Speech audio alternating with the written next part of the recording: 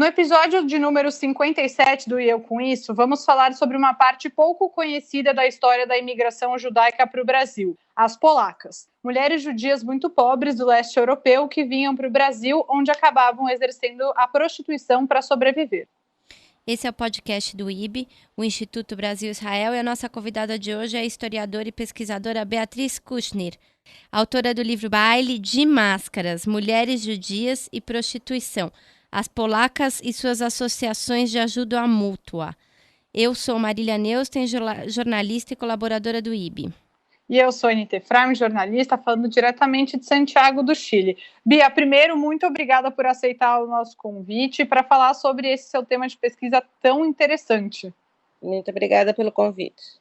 Bom, a gente quer começar entendendo, então, quem são as polacas e por que elas são chamadas dessa forma.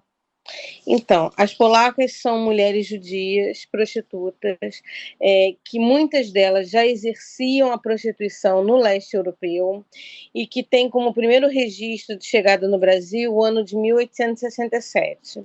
Para onde essas mulheres vão no mundo inteiro, que vai de Xangai a Buenos Aires, a Nova York, ao Rio de Janeiro, a São Paulo, a Santos, elas fundam associações de ajuda mútua para se manterem judias.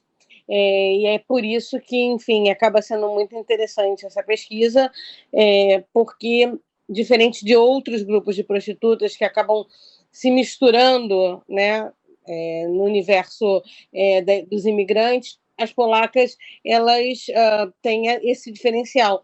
E elas ficam conhecidas como polacas. Primeiro, porque a primeira associação de ajuda mútua que elas têm é uma associação em Buenos Aires chamada Associação de Ajuda Mútua Varsóvia. E depois, porque a maior parte delas vinha da Polônia. A Odessa era um porto de saída onde muitas delas passavam. Uhum. Por que você se interessou por esse tema? Como é que esse tema chegou a você? Como é que você começou a sua pesquisa? Então, esse tema chegou para mim em 1968. Eu nasci em 66 e um ano e meio depois meu irmão nasceu e ele tinha uma babá que morava numa favela em Auma, chamada Favela do Rato Molhado. E ela um dia quis nos levar na casa dela para visitarmos. E quando a gente passou por um portão, ela virou para minha mãe e disse: esse cemitério é de gringa. E a minha mãe perguntou: mas por quê? Porque gringo toma banho antes de ser enterrado. E aí a minha mãe disse: então abre que a gente vai entrar. Isso era mais ou menos 1968, e essa história ficou na minha cabeça durante muito tempo.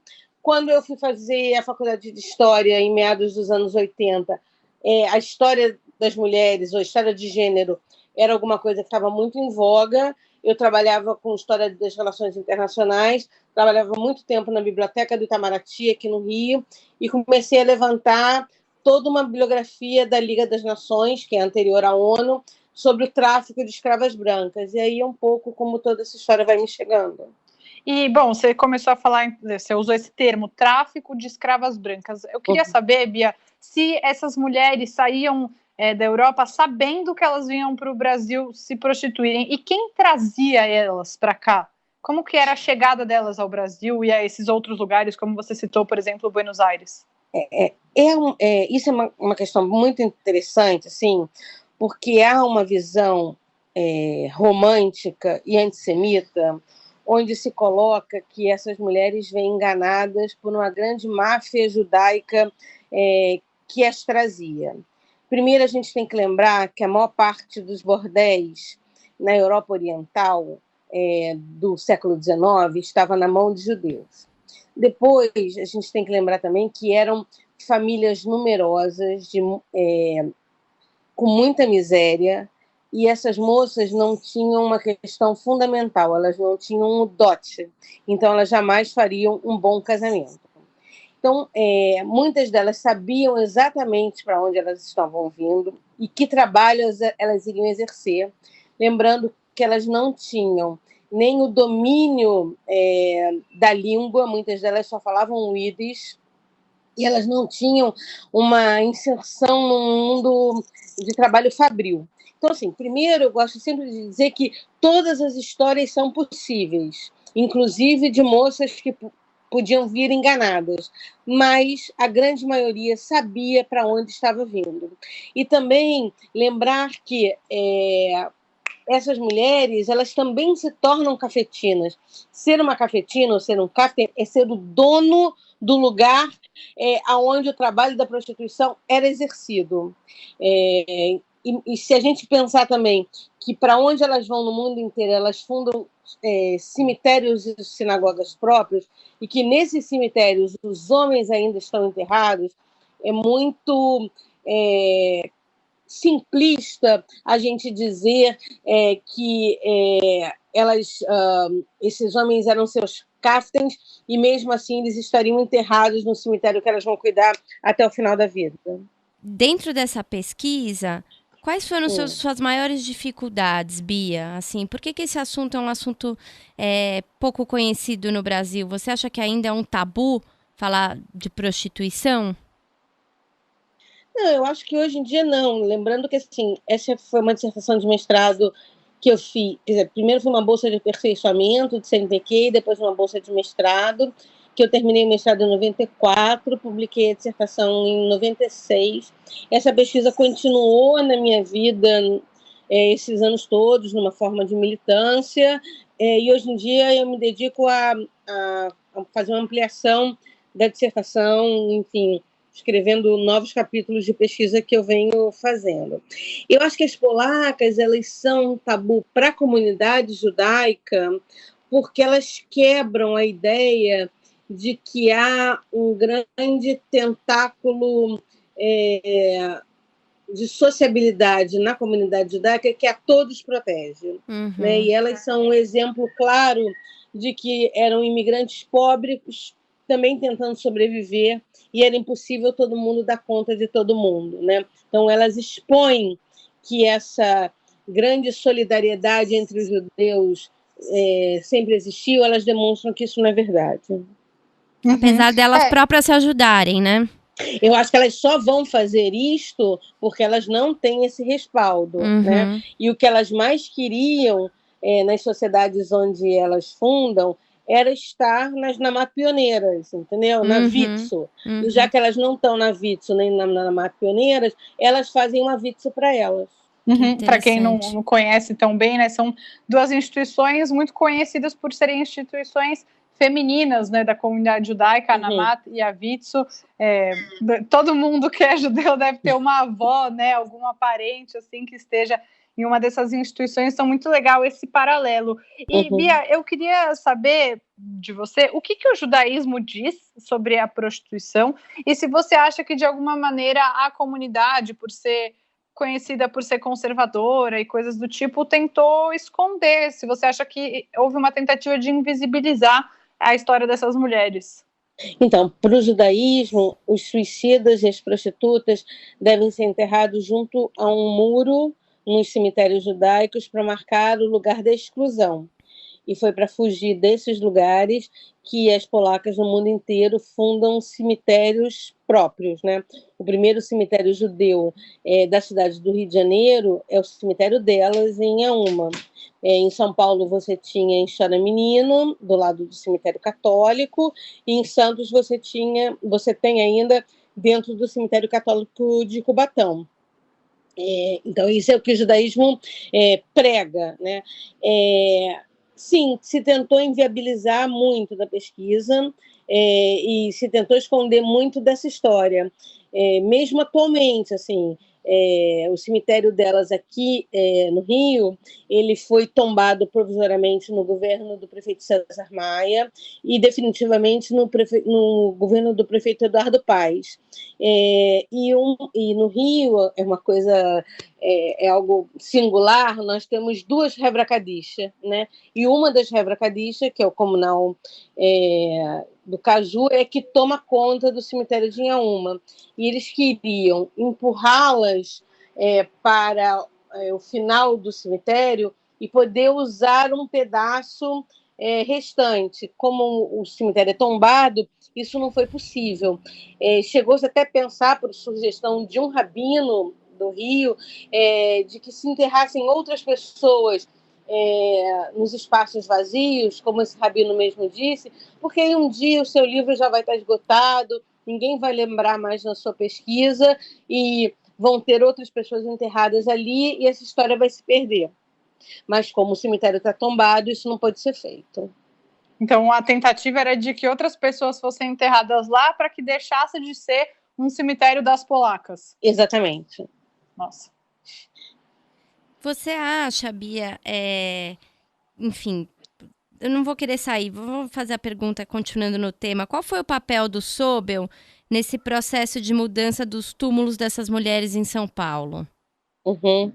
Então, o Sobel, que acabou acontecendo assim, quando o cemitério de Chora Menino ele é desativado, né, ele é desapropriado pela prefeitura em 72,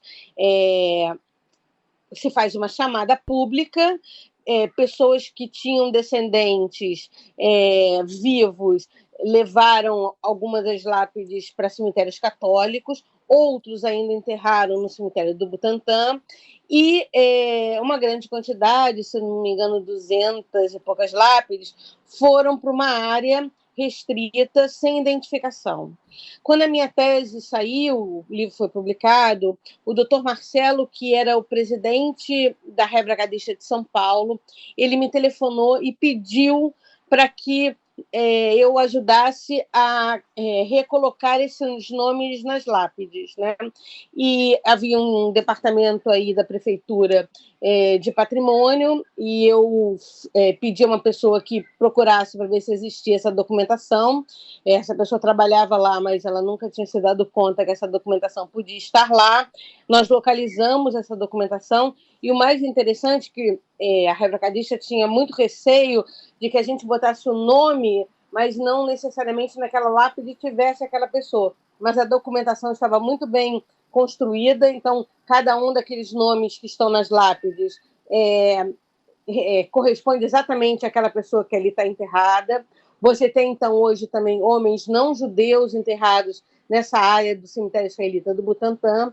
E o que eu pedi ao Sobel naquele dia é que ele fizesse uma descoberta da Matseiv dessas lápides. E era o dia da descoberta da Matseiv do Leon Pfeffer. Então, ele, após a descoberta da Matseiv do Leon Pfeffer, ele convidou as pessoas, e veio uma maratona de pessoas nessa direção, para nos ajudar a fazer essa cerimônia. Esse é o papel que o Sobel vai ter nessa questão. Você pode explicar para quem não está acostumado o que é a Matseiv? O que é esse ritual? Os judeus, cada judeu é enterrado e você não pode mexer no corpo depois, porque, pelos preceitos judaicos, quando o Messias chegar, os mortos se levantarão.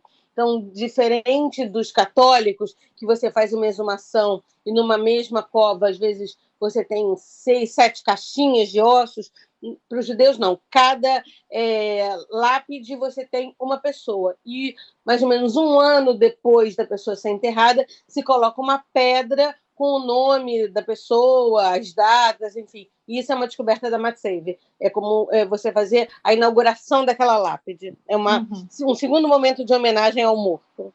E aí foi feita uma cerimônia coletiva no cemitério do Butantã e que, enfim, o Sobel foi quem fez essa cerimônia.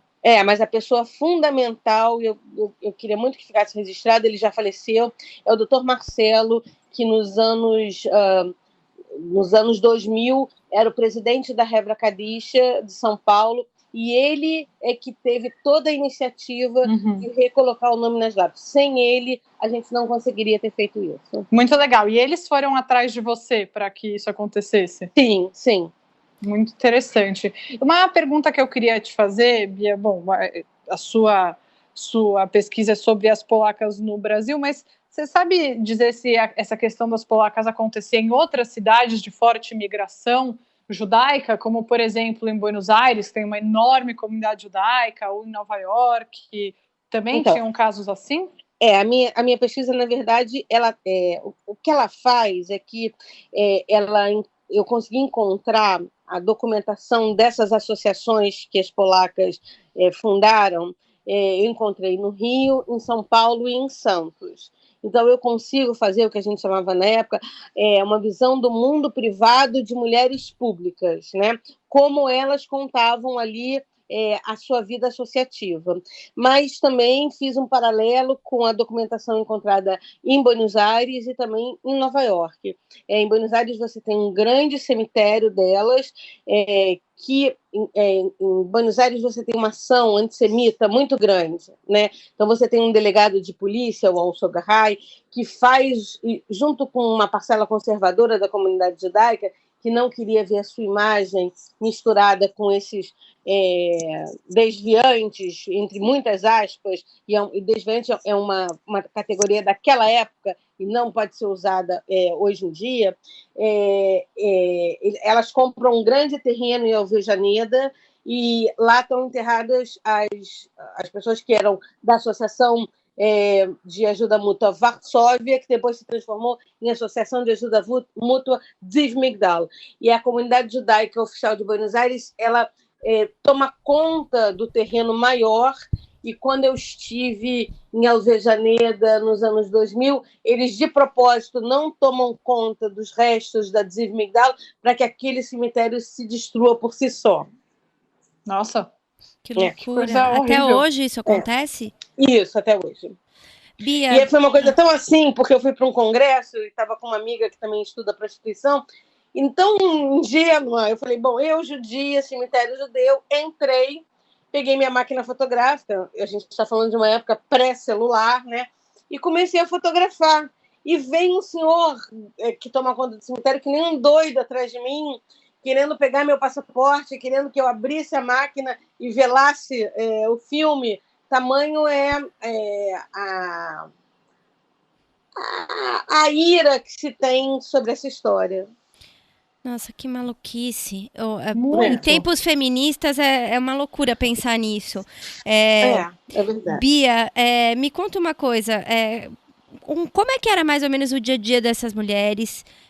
Como é que era a questão da religião na vida delas, né, dos ritos? E também, assim, imagino que muitas delas tiveram filhos, muitas devem ter morrido em partos, né? Você falou com esses familiares. Conta um pouquinho pra gente como é que eram essas mulheres, né? Quem eram elas? Então, você tem histórias diversas, desde mulheres que ficaram ricas, desde mulheres que tinham mais de uma casa de prostituição, desde mulheres que tinham casas de prostituição em São Paulo e no Rio, e desde mulheres que ficaram muito pobres, mulheres que morreram com hanseníase em Curupaiti, que é um hospital público aqui no Rio de Janeiro, ou mulheres que tiveram reincidência de sífilis, que ataca o sistema nervoso central e foram para Juliano Moreira, que é uma clínica, um hospital público para tratar de doentes mentais no Rio. Então, você tem as histórias das mais diversas e você tem várias gerações de mulheres. A gente está falando de mulheres que chegaram aqui desde 1867 até os últimos enterramentos que a gente tem em Inhaúma entre os anos 70 e 80. Então, é um tempo muito largo. Eu comecei a ir no cemitério de Inhaúma entre o Ano Novo e o Dia do Perdão, onde todos os judeus vão aos cemitérios. E um dia abri uma porta, entraram 2 senhoras e 2 senhores. Elas ficaram espantadíssimas de me ver e eu espantadíssima de vê-las, porque eu estava esperando por elas há muito tempo. Elas são a Zelda e a Celina, que estão no meu livro. Elas são filhas de uma polaca e também noras de polacas que estão enterradas ali, porque a comunidade judaica oficial tinha um nome para essas moças, que em Yiddish eram os Revrelat, os da pá virada. Então, a comunidade judaica oficial não casava com os Revrelat. Então, os filhos casavam entre si, ou se não, com pessoas não judias, né? E aí é muito bacana, assim, porque em São Paulo, se elas casaram com não-judeus, os nomes dos não-judeus não estão nas atas que eu estudei. Mas no Rio, quando elas casam, mesmo que sejam com não-judeus, elas botam o nome dos maridos. Então, tem a Dora Horowitz do Espírito Santo, entendeu? Ela é uma coisa, assim, então você não tem um padrão único de como elas agiam. A sociedade era isso, era a possibilidade de você viver fora do mundo da prostituição.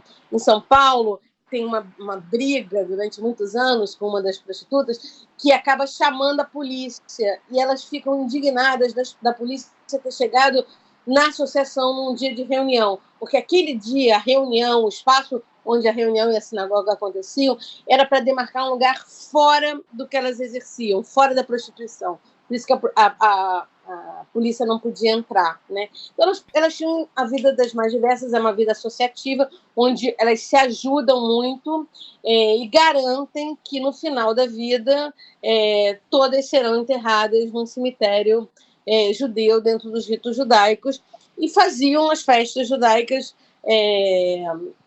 para ter um laço de sociabilidade para fora daquele mundo muito cruel que é o Baixo Meretrício. Uhum.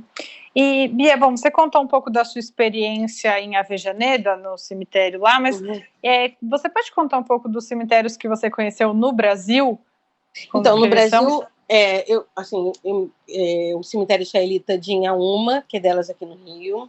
O cemitério de São Paulo, eu vi em fotos e as lápides que estão no Butantã. Eu fui ao cemitério israelita de Cubatão, a lápides também em Salvador e a lápides também em Manaus. Nossa. É verdade. E eles ainda são preservados, como, por exemplo, esse de Cubatão, essas lápides em Salvador, Manaus?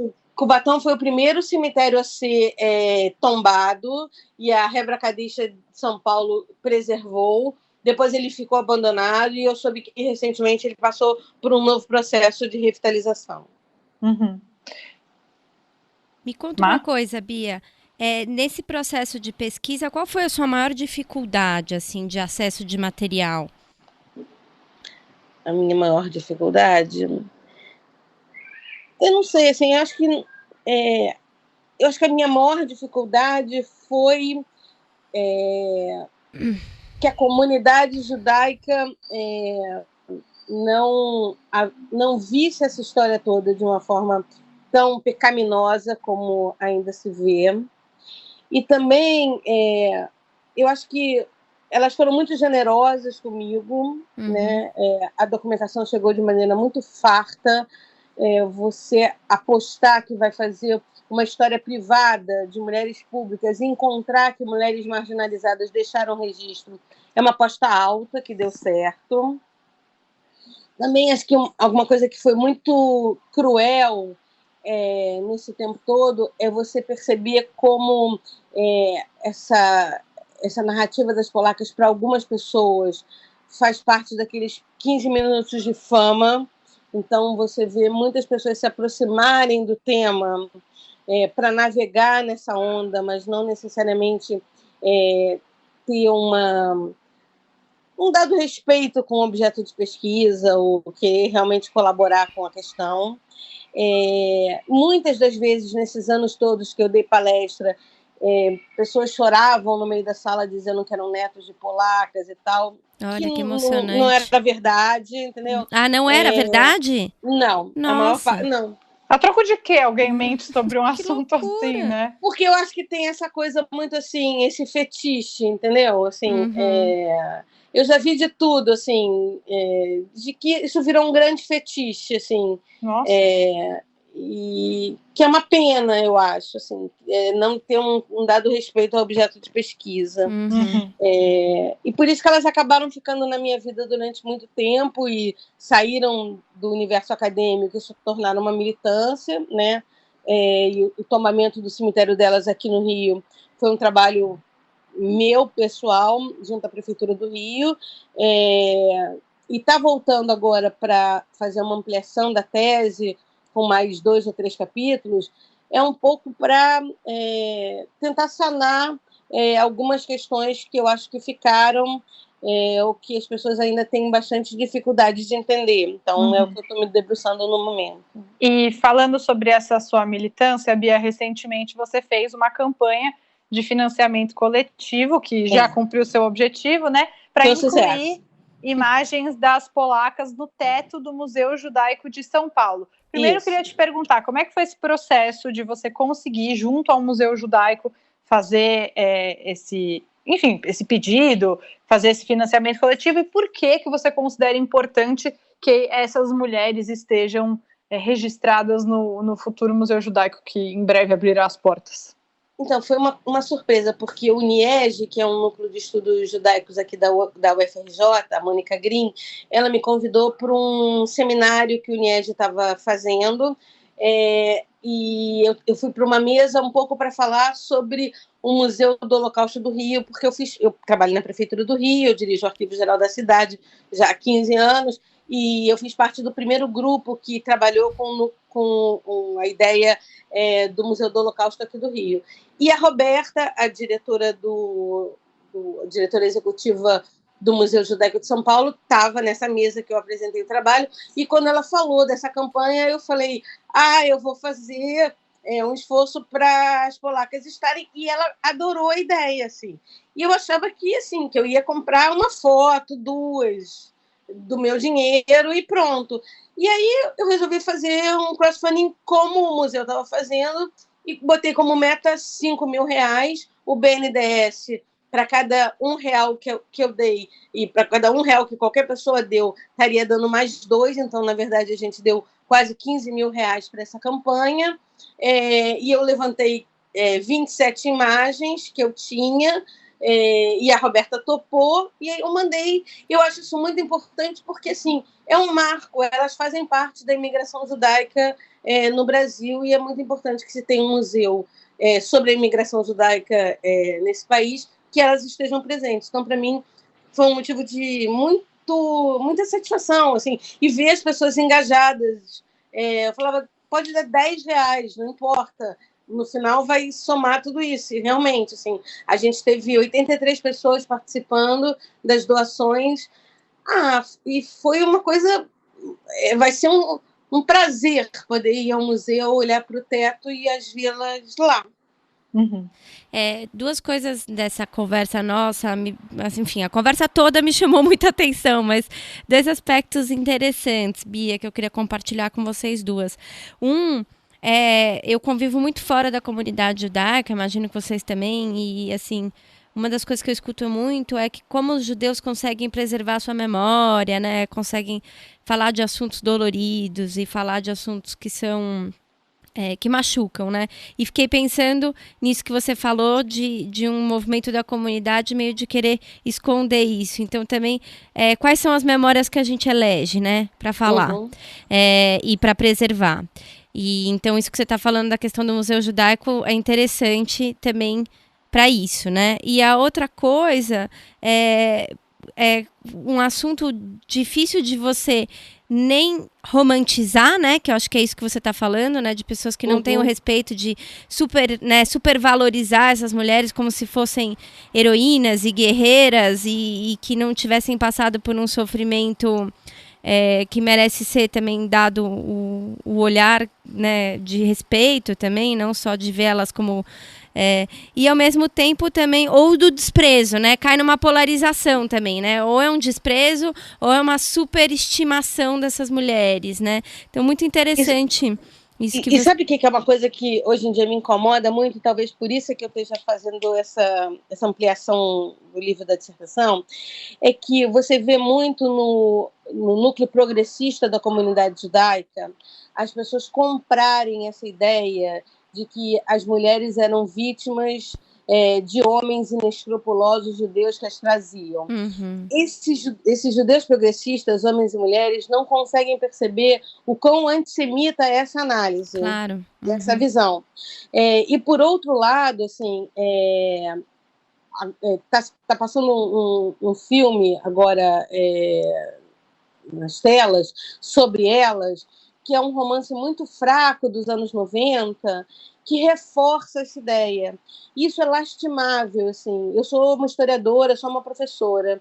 É muito difícil em sala de aula, por exemplo, se você vai dar uma aula sobre D. João VI, você explicar para aqueles meninos e meninas que D. João VI pode ter sido um cara que tinha uma visão política muito ampla e ele conseguiu passar a perna no Napoleão ao trazer a coroa para o outro lado do Atlântico. Uhum. Porque as pessoas vão dizer assim, não, imagina, D. João VI é o cara que é o Marcos Nanini, Carlota Joaquina, com comendo um frango.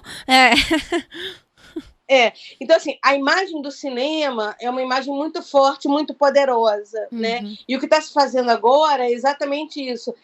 Por uma vaidade pessoal, se perpetuar uma ideia de que elas eram moças enganadas por homens inescrupulosos. Tira a complexidade das pessoas. Completamente. Né? Reduz esse assunto a um nada.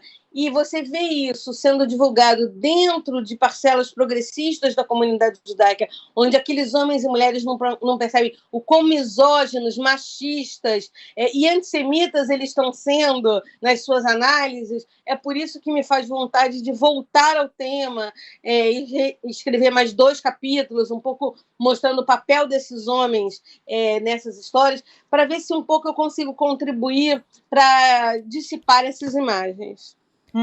E tem algum, desculpa, só para emendar nisso, tem algum material, além do seu livro, que você, audiovisual, por exemplo, que você considera de qualidade, que você poderia indicar ou não? Tem uma moça chamada Clara Lynch, ela fez um documentário, o Zé Wigvelder está, que se chama Aqui Jaz, que é muito bacana.